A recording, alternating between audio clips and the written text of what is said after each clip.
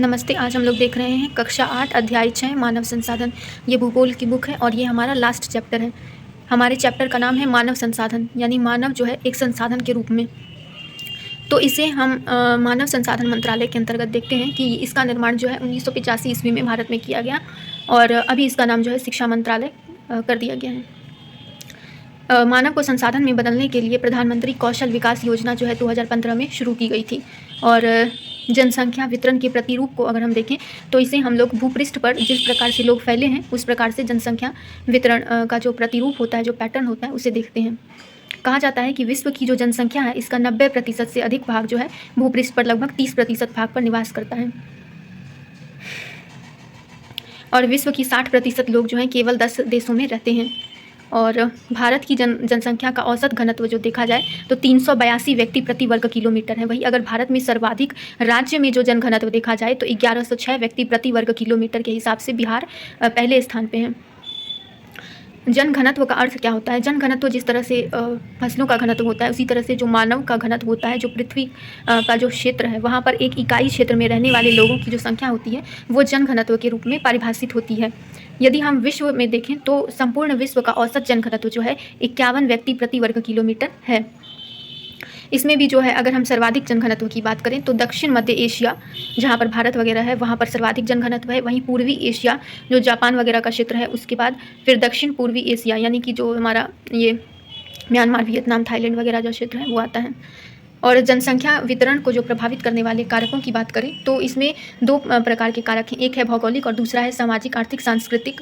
जिसमें अगर भौगोलिक कारकों की बात करें तो स्थलाकृति, जो स्थल है किस प्रकार का है, पर्वत, पठार, मैदान। अगर मैदान है तो वहाँ पर जनसंख्या अधिक होगी, वहीं पठार और पर्वतों पर जो है अपेक्षाकृत कम जनसंख्या पाई जाती है। वहीं जलवायु अगर उष्ण या बहुत अधिक शुष्क या ठंडी होती है तो वहाँ पर भी जनसंख्या जो है कम पाई जाती है। मृदा की बात करें तो मृदा जितनी अधिक उर्वर होगी वहाँ पर जो है जनसंख्या का संकेंद्रण उतना अधिक होगा। वहीं जल जो है एक महत्वपूर्ण कारक के रूप में है, क्योंकि सदियों से हमने देखा है कि जो भी सिंधु घाटी सभ्यता हो या मिस्र की जो सभ्यता हो वो जल के किनारे यानी कि जो नदियाँ हैं उनके किनारे ही पल्लवित और पुष्पित हुई हैं।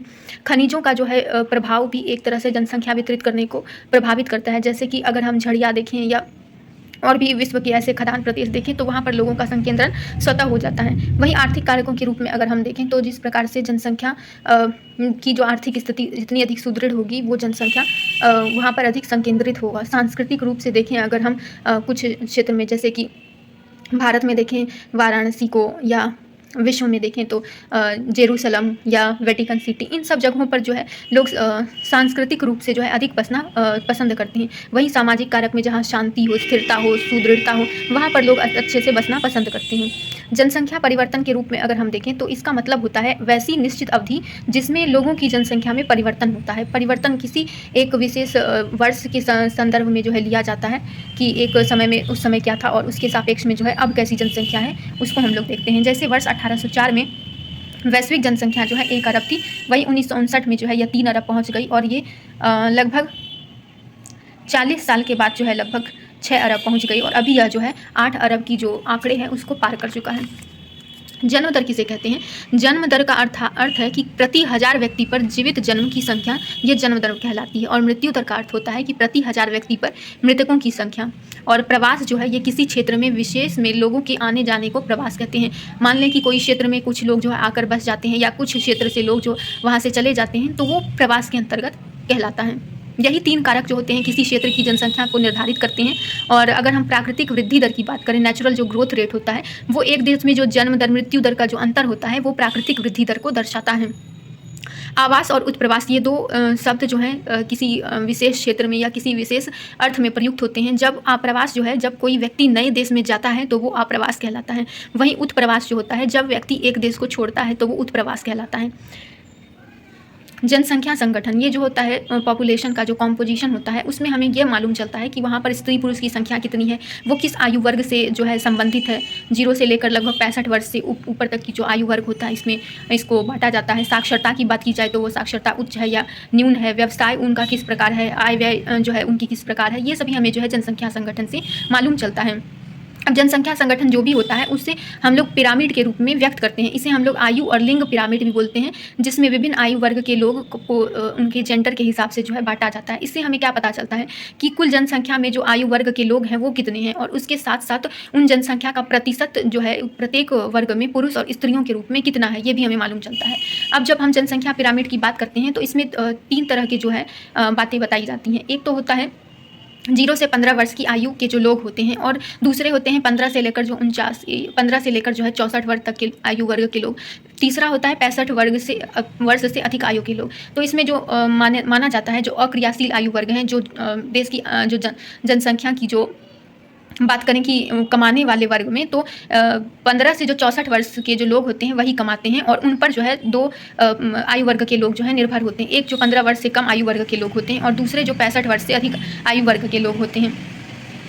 और इसमें ही अगर बात की जाए कि पिरामिड जो ये बनता है जनसंख्या का, उसमें अगर 2-3 तरह से ये बनता है। अगर उसका आधार चौड़ा और ऊपर सकरा होता जाता है तो ये हमें यह बताता है कि ये जो जनसंख्या है अभी यहाँ पर विकासशील अवस्था में है, जिसमें कि धीरे धीरे जो है जनसंख्या में जितने जन्म दर हैं उससे अपेक्षा अधिक जो है मृत्यु दर वगैरह है। तो ये जो है केन्या को दर्शाता है। वही युवा आयु वर्ग जो होता है ये 15 से 64 वर्ग का, यदि यह चौड़ा होता है तो ये बताता है कि जन्म और मृत्यु दर जो है ये साथ साथ जो है बढ़ रहा है, और यहाँ पर जो है जन्म दर अधिक है और मृत्यु दर कम हो रहा है।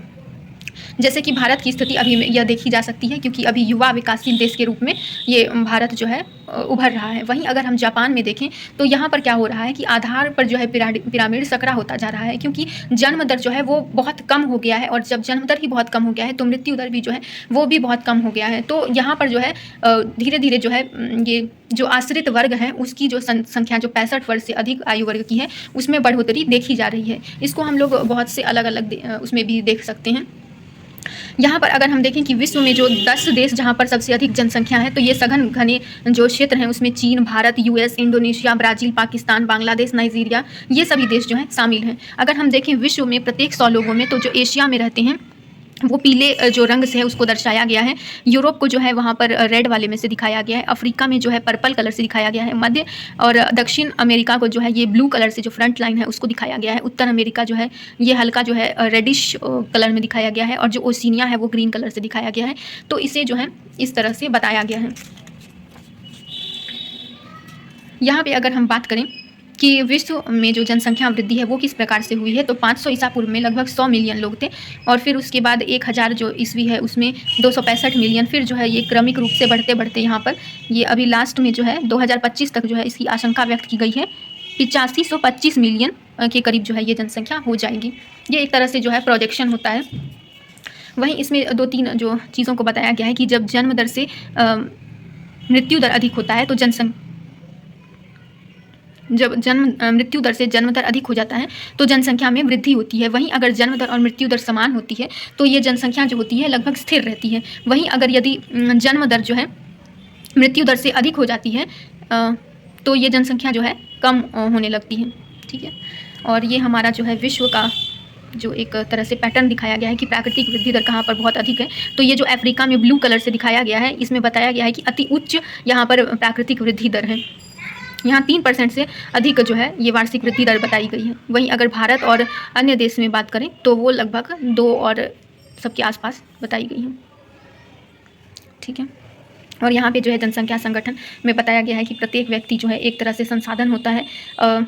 जो इस प्रकार से यहाँ पे दिखाया गया है कि जो डॉक्टर्स होते हैं वो रोगियों का वो उपचार करते हैं। जो विवाह संगीत में होते हैं ये लोग ये गाते हैं, और जो वृद्ध बुजुर्ग लोग होते हैं वो एक तरह से संसाधन के रूप में अपने जो एक्सपीरियंस होते हैं वो अपने पोते पोतियों को सुनाते हैं। इंजीनियर जो होते हैं वो जो है पुल वगैरह बनाते हैं। इस तरह से उनके बारे में बताया गया है। ये यहाँ पर है जनसंख्या पिरामिड, जिसमें से 0 से 4 वर्ष, 5 से 9, 10 से 14, ये इस तरह से 3 जो है विभाजन किया गया है। जो 0 से 15 वर्ष आयु तक के जो लोग होते हैं वो आश्रित के अंतर्गत आते हैं, और कार्यशील आयु जो है 15 से लेकर 64 आयु वर्ग में जो है उसको दिखाया जाता है, और जो 65 वर्ष से अधिक आयु वर्ग के जो लोग होते हैं वो ऊपर में इसको प्रदर्शित किया गया है। वहीं पर इसमें जो है पुरुष और स्त्री का जो है वो भी बताया गया है कि किस प्रकार ये दोनों अलग अलग होते हैं। अब इसमें जो 3 तरह से जो है बातें की गई थी, एक तो केन्या वाला ये पिरामिड है जिसमें जन्म और जो यहाँ पर दिखाया गया है कि किस प्रकार से जो है इसका बेस चौड़ा है और ऊपर जाके ये सकरा हो गया है। वहीं अगर हम भारत के केस में देखें तो ये जो है जो कार्यशील आयु वर्ग है वहाँ पर जो है धीरे धीरे चौड़ा होता है और अंत में जाकर ये सकरा हो जाता है। वहीं अगर हम जापान की बात करें तो ये एक तरह से पिरामिड जो है आधार में जो है सकरा होता है और ऊपर जो है इस तरह से बढ़ता जाता है। तो ये हमारा चैप्टर इस प्रकार समाप्त होता है। धन्यवाद।